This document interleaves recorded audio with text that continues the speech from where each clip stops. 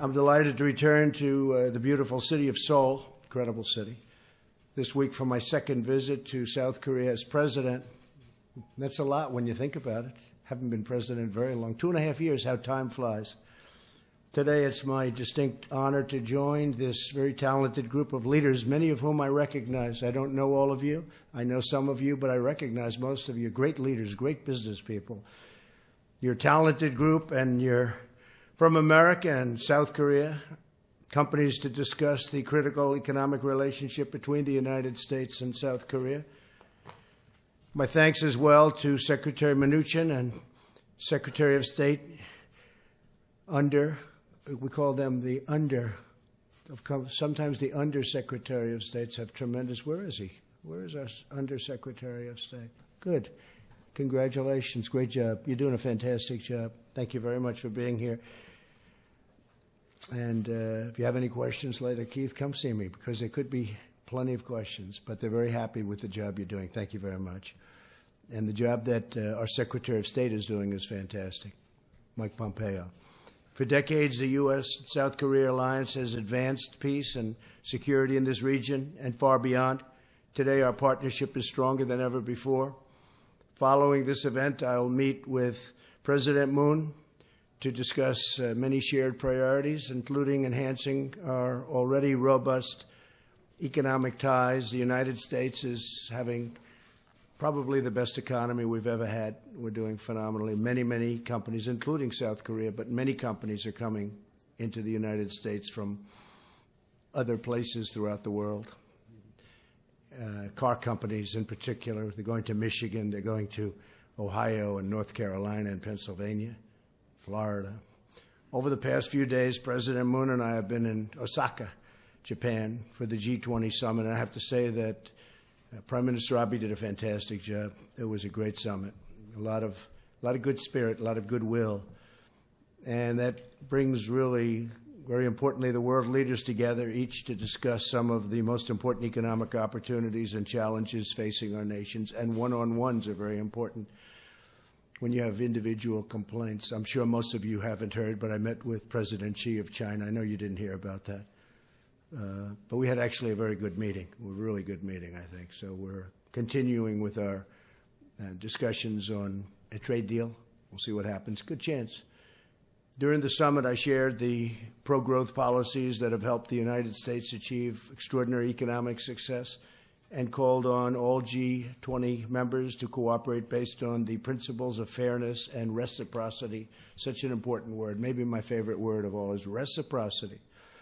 The United States and South Korea have made great progress in reducing our trade imbalance and unleashing new prosperity for both of our countries. And as you heard your great ambassador and our great ambassador say, we've reduced the number by about 60%, which is pretty great. Good for both countries, actually. Last year, we reduced the trade deficits of goods between the United States and South Korea by more than 20%, and that number is moving very rapidly along. And we announced a totally renegotiated United States-Korea trade deal, which went into effect this last January 1st.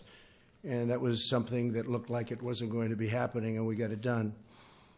Good for both countries. Our upgraded agreement will benefit workers in both the United States and South Korea and includes strong provisions to increase South Korea's access to the finest American-made products, including automobiles, agricultural crops, medicines, and more. Under the terms of this deal, South Korea will double the number of American cars that can enter the market each year.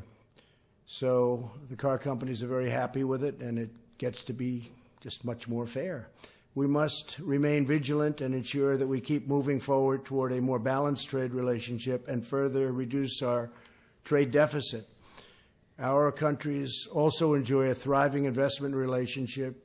Since 2017, Korean investment in the United States has expanded by billions and billions of dollars.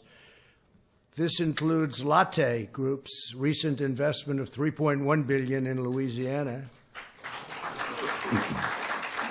And Chairman Shin Dong-bin, I think he's here. There you are. Such a young man. Look at that, to have done such a good job. It's incredible. How did you do that? Would you get up here, please, and speak? Beautiful job. Thank you very much. Fantastic job. We appreciate it. And we have a great working relationship. Your investment of $3.1 billion in Louisiana is going to be a great investment. You know that. So congratulations. Thank you very much for being here. Korean Air and Boeing have also recently announced that Korean Air will acquire 30 brand new 787s, a great plane, Dreamliner, a deal worth over $9 billion. And Ki Hong-woo, where are you? Thank you very much. Thank you very much for being here. From Korean Air is here, and you've done a great job with Korean Air. Congratulations. Really great. And Eric John, president of Boeing Korea. Where's Eric? Thank you, Eric. Good job. Good. Thank you. Great plane. Thank you both for being here, and congratulations. Hyundai, Samsung, and CJ Dosan and SK Group all here this morning. They're all here represented by their top people, and I really appreciate it. They've made very large investments in our country, including the companies represented in the room. They've created more than 50,000 brand new jobs in the United States. We have to tell that to the people of the United States, and it's very important to tell them. There's a lot of investment going back into the United States. And we hope that you'll continue to expand. Could I ask you all to stand up, the three folks?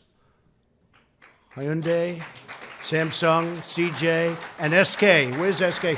Thank you very much. Congratulations. It's a great job. I recognize all four of you, I must tell you. Very, very famous business leaders and very great business leaders. Thank you very much. I appreciate it. We'll see you later. There's never been a better time to invest or do business and create jobs in America. We passed the largest tax cut and reform in the history of our country and eliminated more than 30,000 pages of job-killing regulations, a record. You don't have any regulation problem, I know, in South Korea, do you? Do you have any? We slashed our business tax rate from the highest in the developed world to one of the most competitive anywhere in the developed world. We were so high that it was very hard for people to really understand how they could do it. We've taken back hundreds of billions of dollars from overseas. We weren't allowed to take that. That money was it was impossible to do, both bureaucratically and tax-wise. It was so expensive.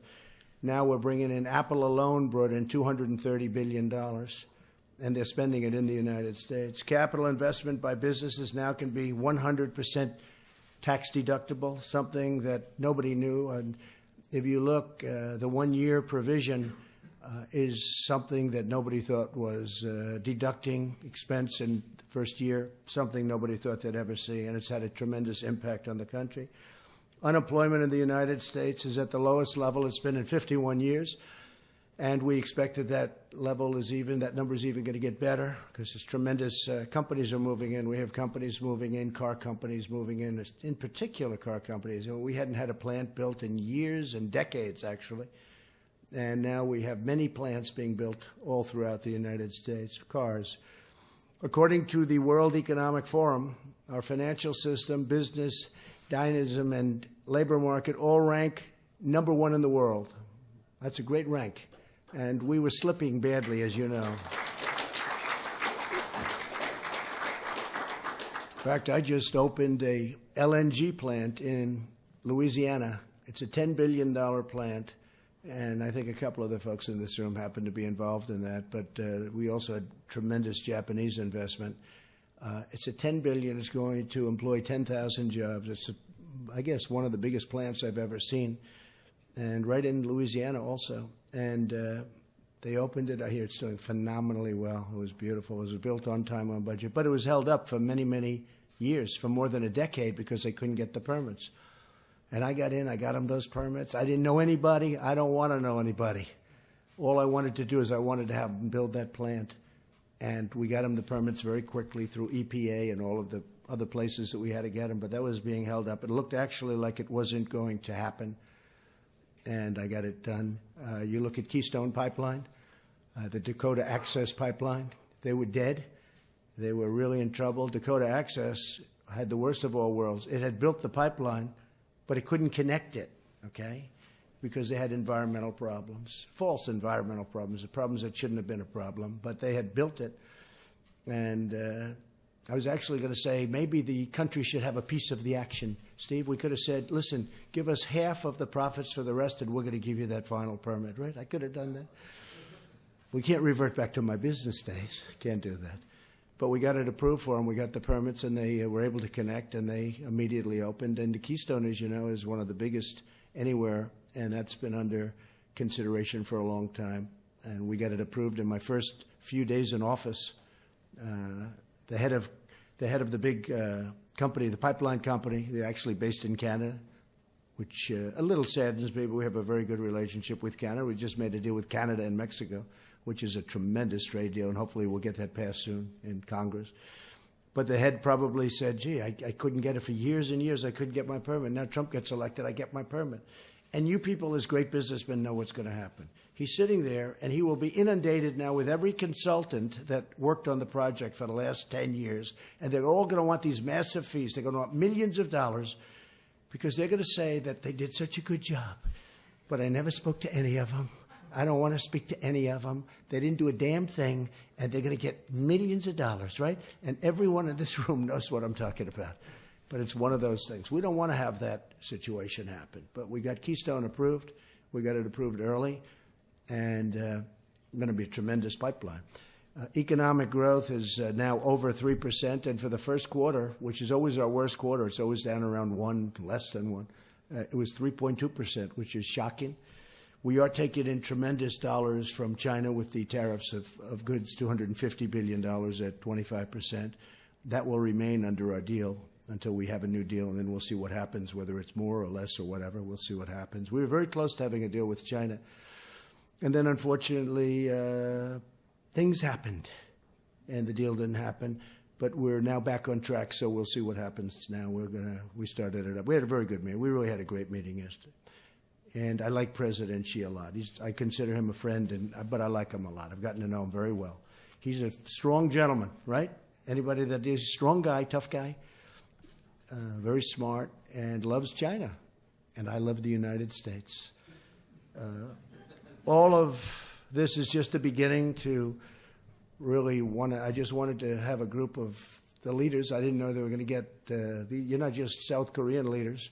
You're world-renowned leaders. You have done things that are incredible. I mean, some of the companies. I happened to fly over a building.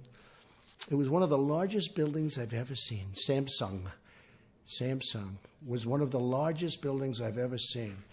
And it was a manufacturing building. And you know what I'm talking about, right? I looked, I said, what the hell is that? It was acre on acre, except it was piled up. How tall is that building? Like 12 or 10 stories? Next time you come to Korea. I want to see it. I want to see it. I want to get some ideas, because this was laid up on top. We usually just go in one direction. It was really great.